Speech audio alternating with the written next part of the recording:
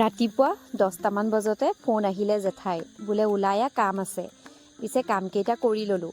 পিছে আজি চাহ ভাত একোৱেই খাবলৈ নাপালোঁ। জেঠাই ঘৰতে গৈ চাহ অলপ খাই ধুনীয়াকৈ জেঠাইৰ লগত ওলাই গ'লোঁ। কামকেইটা শেষ কৰি আকৌ আমি জেঠাই আৰু মই চতাই পালোঁগৈ। পিছে চতাইত আকৌ বাগানৰ মাজে মাজে গৈ আছোঁ। কোৱাৰ্টাৰবিলাক দেখি ইমানেই ভাল লাগিছে নহয়।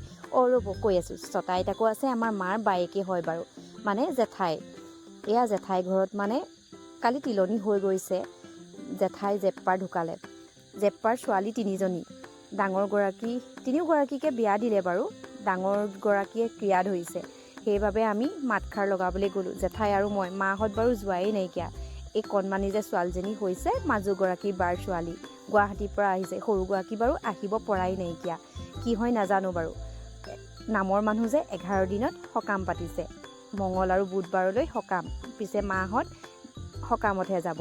মই আকৌ আজি জেঠাইৰ লগতে মাতষাৰ মাতি আহিলোঁগৈ। পিছে গ'লোঁ, বেয়াও লাগিছে আৰু বহুত দিনৰ মূৰত গৈছোঁ, ভালো লাগিছে।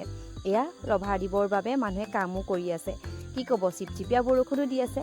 বৰষুণে পিছে বাটতে পালে। বালিগাঁৱত আকৌ এঘৰ মানুহৰ ঘৰতো সোমালোঁ। পিছে